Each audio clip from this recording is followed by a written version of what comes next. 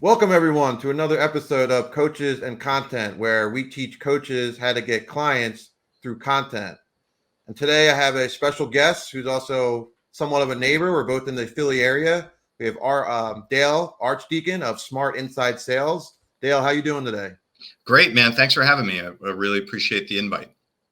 Yeah, I appreciate you coming on. I always like to give background on my guest and give people a reason why they should listen to you and why you know what you're talking about. Dale has a company called Smart Inside Sales. You can learn more about it by visiting smartinsidesales.com.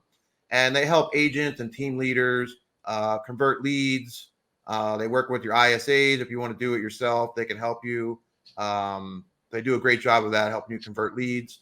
He also has an online university called Conversion University, where they can just go through the courses and modules. You know, if you don't want them to convert the leads for you, you can take the courses.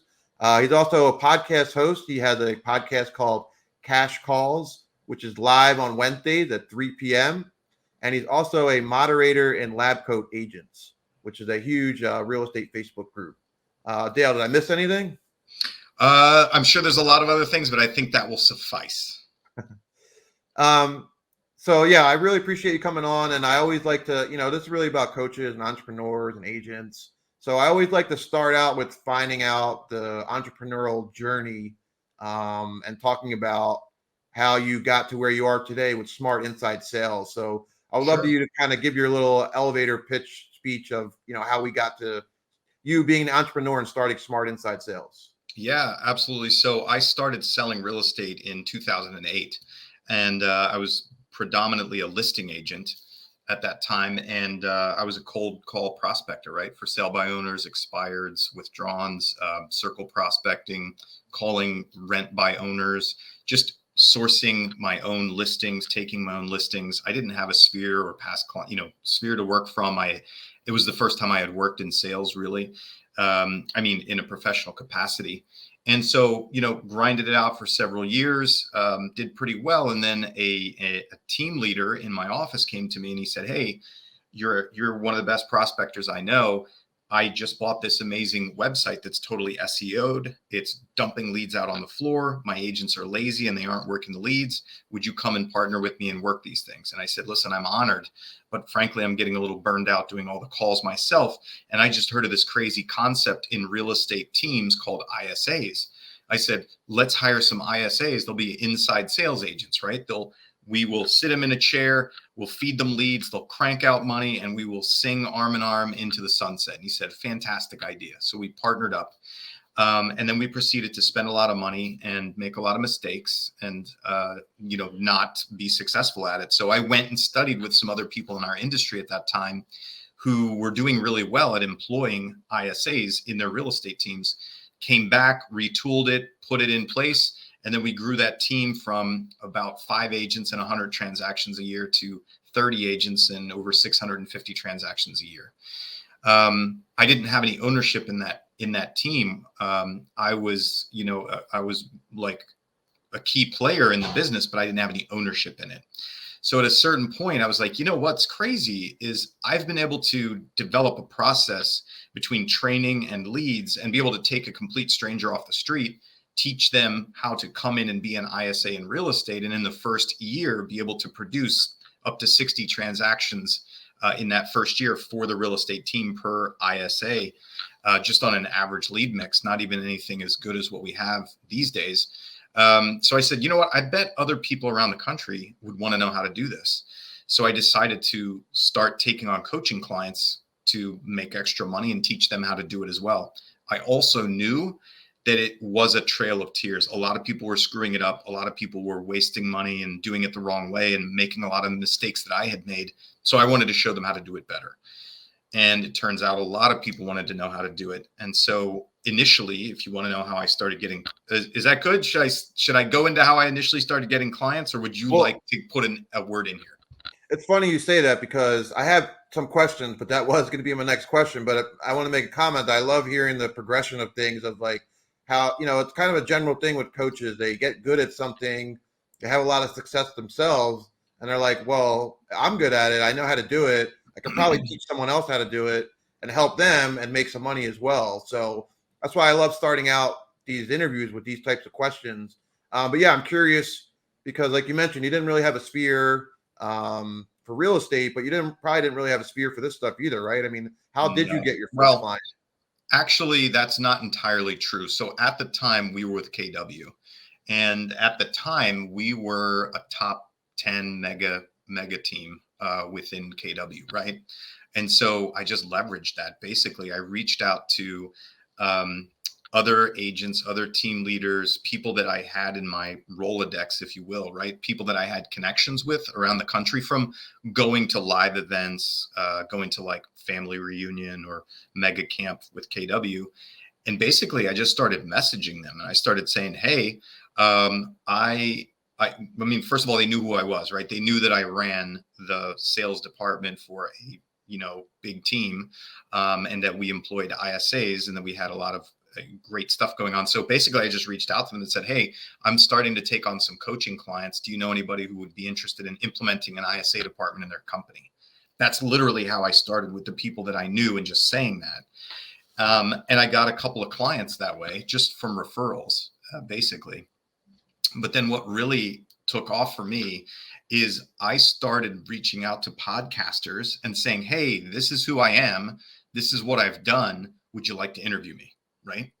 Once I started getting interviewed, then a lot more inquiries started coming in. I started connecting with a lot more people and started picking up more clients that way. And really, I think the secret of my success, if there is any to it, is that I'm continually looking for people who have either larger audiences than me or audiences I haven't tapped into.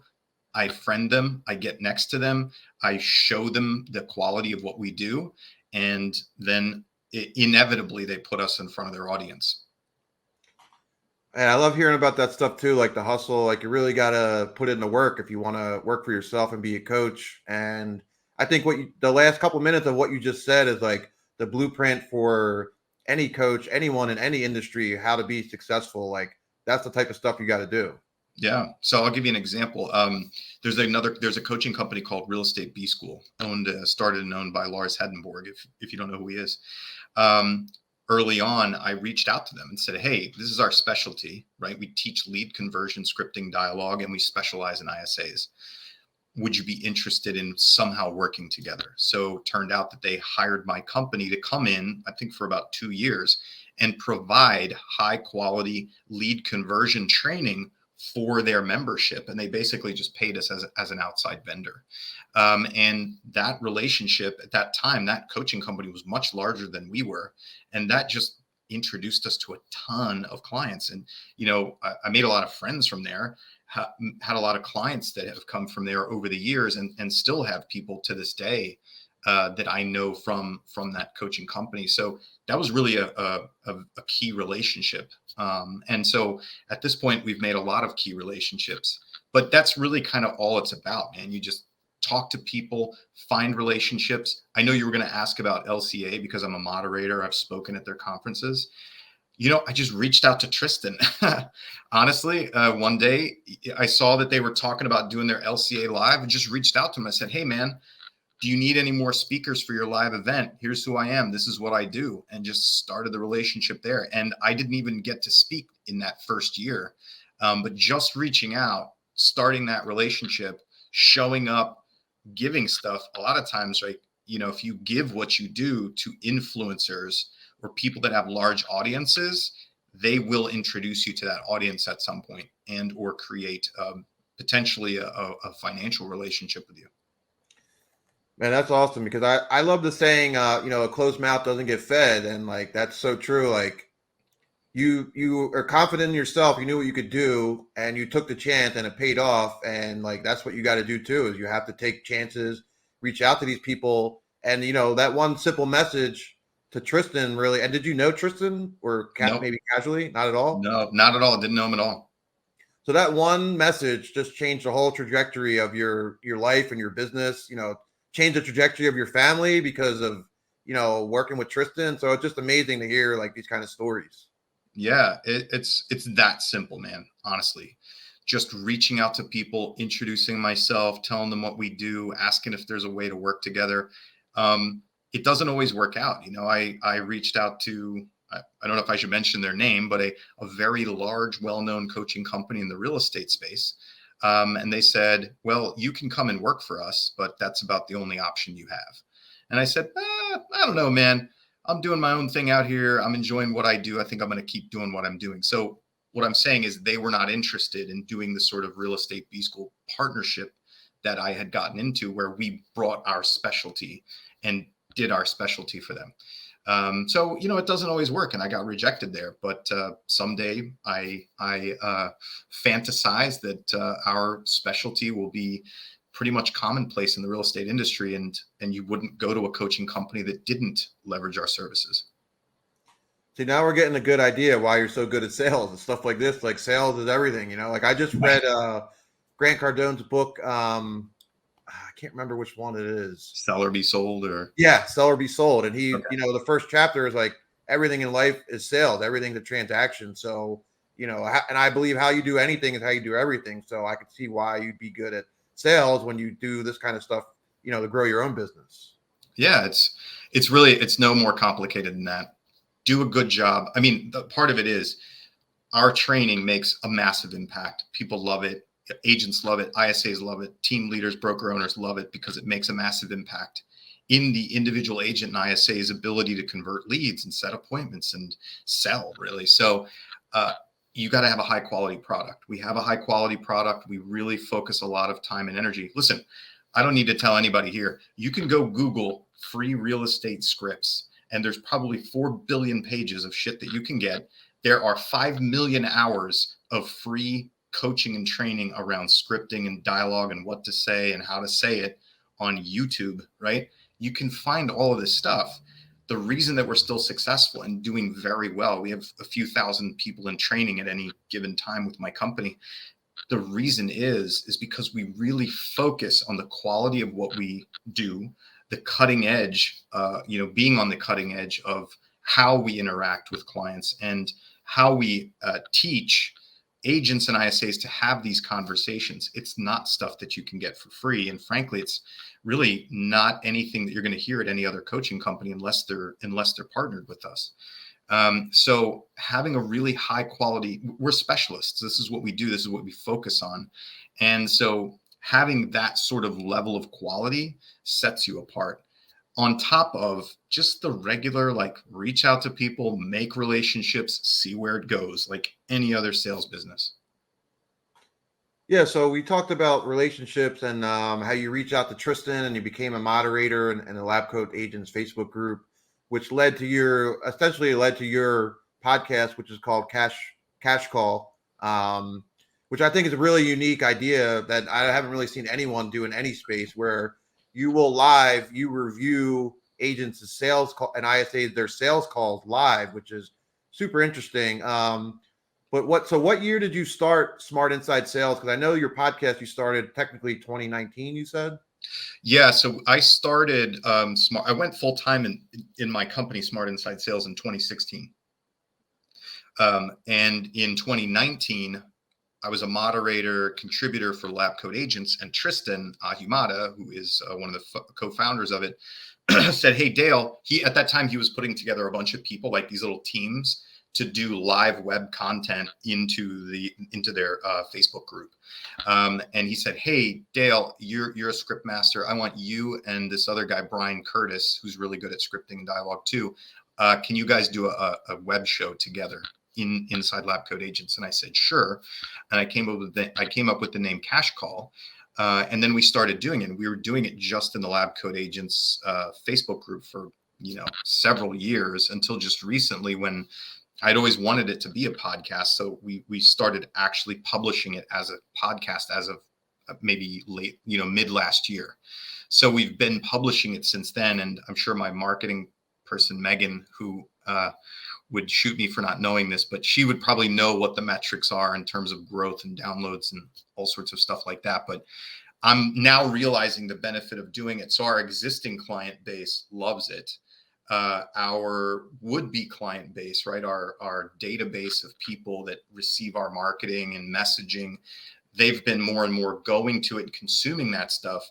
And I'm sure I don't need to tell you or your listeners, but when somebody comes to inquire about training with us, basically our scripting internally really starts with, how do you know us?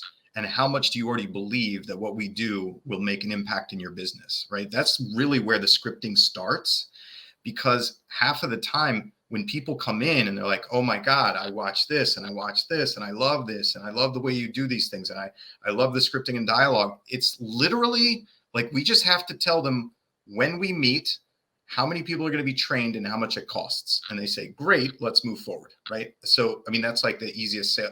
They're already pre-sold. They've already seen me, they've already seen us, they've already sampled the material, and in a lot of cases they've already used it, right? So many times when I see people, they'll be like, oh my God, that I have an agent script that you gave everybody, I used it and it worked. I mean, how better of an endorsement is there than that? You know, like, they come in pre-sold. And in fact, I'll tell you this, the hardest clients to close are the ones who hit us up and I'll say, hey, how'd you come to know us? Or, yeah, how'd you find us? Oh, I don't know, I just did a Google search. I'm like, uh-oh, red flag number one, right? And then I'm like, all right, great. So have you seen any of the training stuff that we've done? Nope, never heard of you. Red flag number two, man, that's going to be I'm going to have to work for that sale. You know what I mean? Like that's harder. So jokingly, right? I want to be like, all right, let's stop here. Go watch any amount of hours of free stuff out there and then come back and talk to me.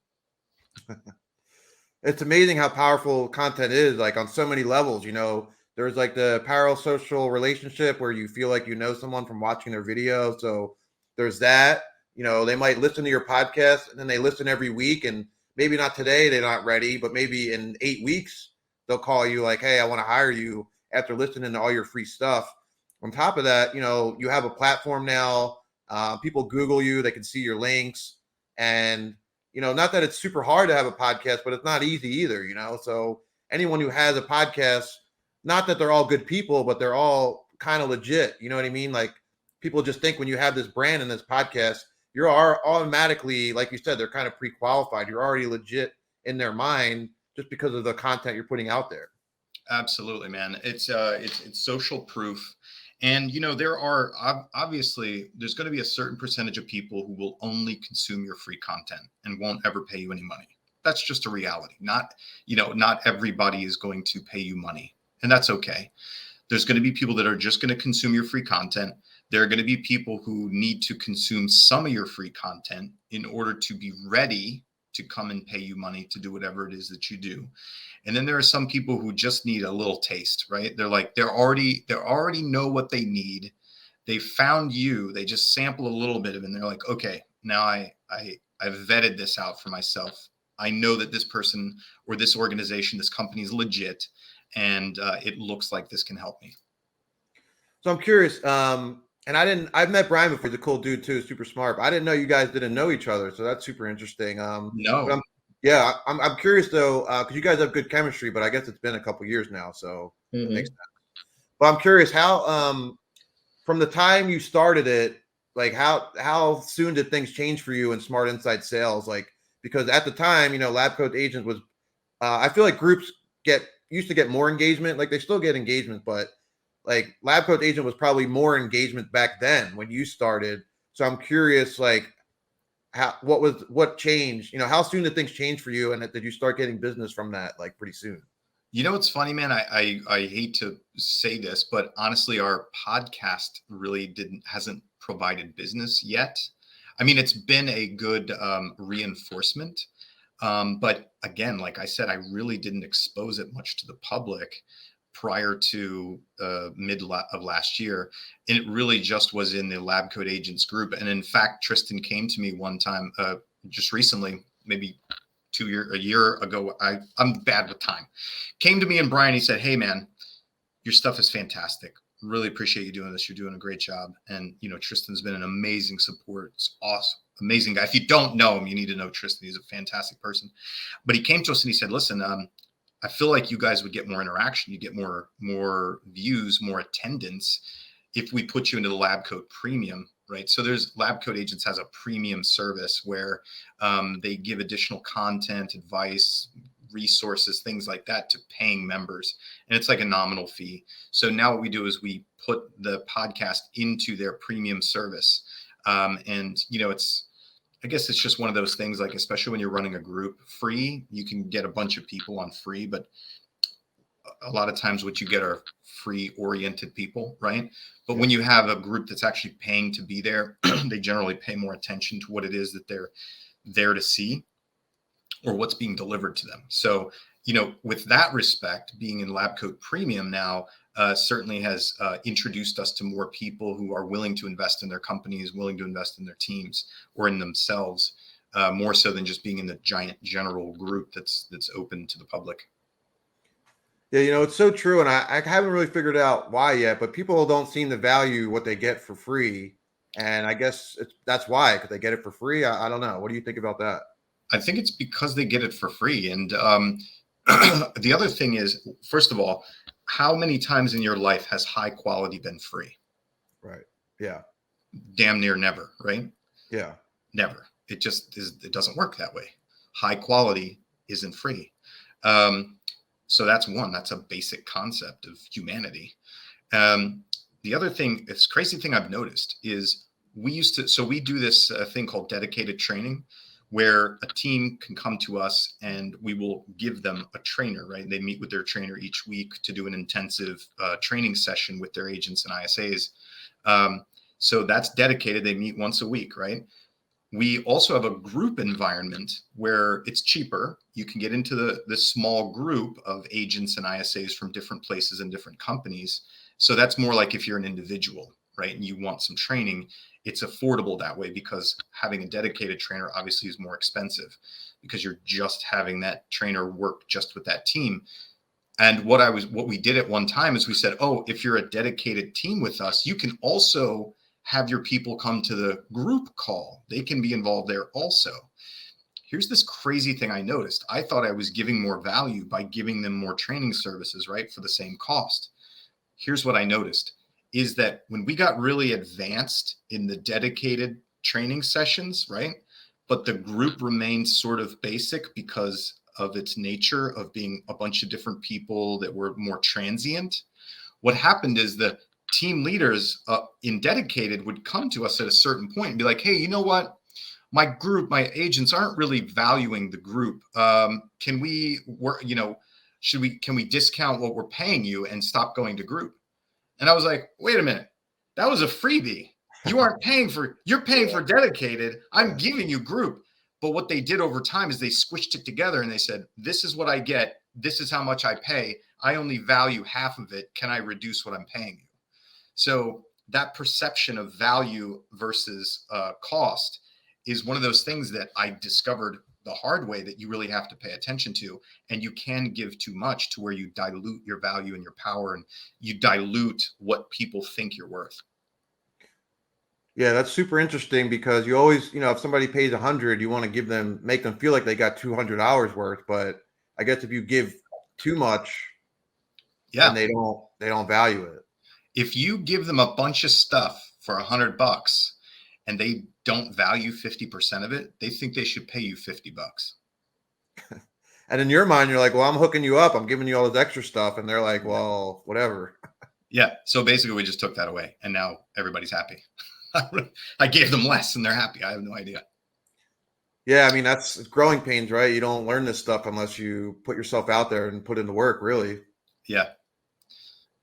But yeah, so I wanted to talk about your podcast a little, because I think it's such an interesting concept. For people, like, I kind of talked about it earlier, but you have agents who send you in their calls, right? And then you review them live and give feedback, stuff like that. So how did you come up with this concept, or Tristan? Like, how did the concept come together? Yeah, I did, because I really like doing call reviews, and it's a key training tool that we use. So it's a key way that I've always trained salespeople. And what I've discovered is that it's not that common, right? It's not that common for sales teams to regularly listen to their calls with their sales manager, their sales trainer, especially in real estate. So it's something that we've always done. It's something we teach our clients to do. And it's something that we employ heavily when we're training salespeople. And frankly, it's easy because the work is already done for you. You play the call and you give feedback on what they did right or wrong. And so it's also what I've found is doing it is so much better than just role playing or talking about a scenario, because when you play the real conversation between two real people, there's so many variations that you could just never make that stuff up, right? You can't pretend. And it also, for the salesperson whose call you're reviewing, as well as the people listening to it, gives an amazing, realistic view from a third person perspective into what happened, how we got there. And then when you have a trainer like myself stop and talk about it and point it out, it's just an amazing tool to be able to demonstrate the pieces of a real estate or a sales conversation in real time, and be able to show how things can go wrong, and then give alternatives to how to do them right, or celebrate the things that got accomplished correctly, right there in real time. There's really no better way to demonstrate it. So how can, there might be an agent or someone out there who would like to submit their call. How do they submit a call to you for you to review it? If they go to smartinsidesales.com, there's a link there where in the cash call band, there's a link there to submit a call. Basically, you just upload it to a Dropbox folder for us. Okay, yeah, we'll have, so guys, if you're watching or listening, we'll have all the links in the description. You could check that out. That's awesome. So, one other thing, I haven't really talked to anyone else about this is speaking engagements. And I know you do some and you'd love to do more, so it'd be great to talk about it. But I feel like the natural progression for an entrepreneur or business owner is to kind of, start with social media, start creating content, then start a podcast or a YouTube page, maybe write a book. And then it's like the next step, which is the biggest stage, is speaking engagements. So I'm curious, how did you get started in speaking engagement? Like what was your first one and how did you get started in them? It was Lab Coat Agents, and I asked for it. I said, "Hey, can I speak?" Right. And so they put me on stage with another person who I didn't know. Again, they're really good at doing that. They really like to match you up with people you don't know. So that was the first one. And then another one, a former client of mine, she reached out to me. I think as a result of me being interviewed on a podcast, again, Josh Smith from GSD Mode. I reached out to him. He interviewed me on his podcast.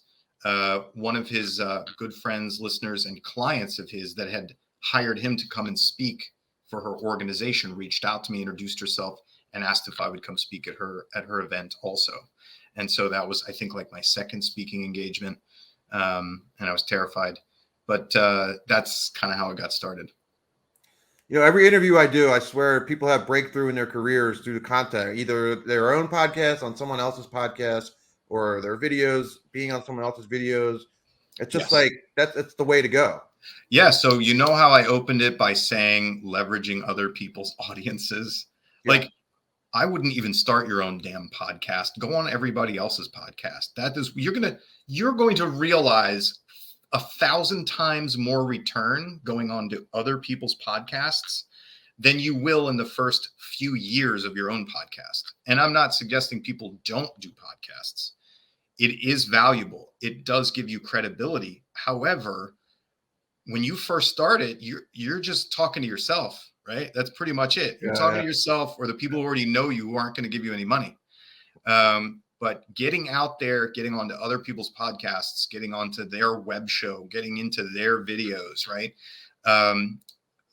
Offering to come and, one of the ways that we also build our database is doing trainings for real estate offices, like virtually like remoting in and doing trainings for those offices. I've had several large brokerages, from various brands reach out to us and want us to do trainings for their organizations, for their offices. That gets you a lot of notoriety. So if you have a podcast to drop at that time, that will really get you followers, get you viewers or listeners. Yeah, I think you make a good point that it might be better, it might be a good idea to start getting on other people's podcasts, learn how it works, learn how to be interviewed, and then, have your stuff together, your press kit, your links, your free giveaways.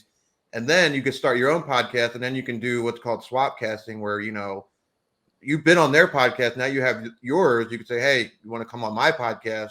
And then, even though you've already been on theirs, it could help you get back on theirs later on after they're on your podcast. So I think that's a good point too. Yeah. Yeah. So you hooked us up. You connected me with Sherry Johnson. I was on her podcast. She's going to be on our podcast on Cash Call. And when is that going to be? I'm sorry, I forget. Well, I don't need to say when. This should be evergreen, right? But she, she's going to come on to ours now. Yeah. And disclaimer or in full disclosure, Sherry does a lot more live speaking engagements than I do. So I'm going to lavish Sherry with attention and help her build her audience in the hopes that she's going to help share with me some of her contacts that will help me do more speaking engagements. So it's really, it's a give and take. It's a reciprocal thing. And so the more reciprocal relationships you can create, the better that you do. Yeah, and it makes it easier when you have a good product and you're a good person and you lead with value and helping people. Like, you still have to be you still have to come from a pure place. Yes. And you have to ask for it. Right. That's the most important thing is closed mouth doesn't get fed. Right. Well, you might you will get some handouts because people are just naturally, they like to help other people they like, so you can get things without asking, but it's going to go better if you give and ask, right? Yeah. Gary Vaynerchuk, right? As we wrap it up here, you gave out so much good value information. I really appreciate it. I hope my listeners and watchers take something away.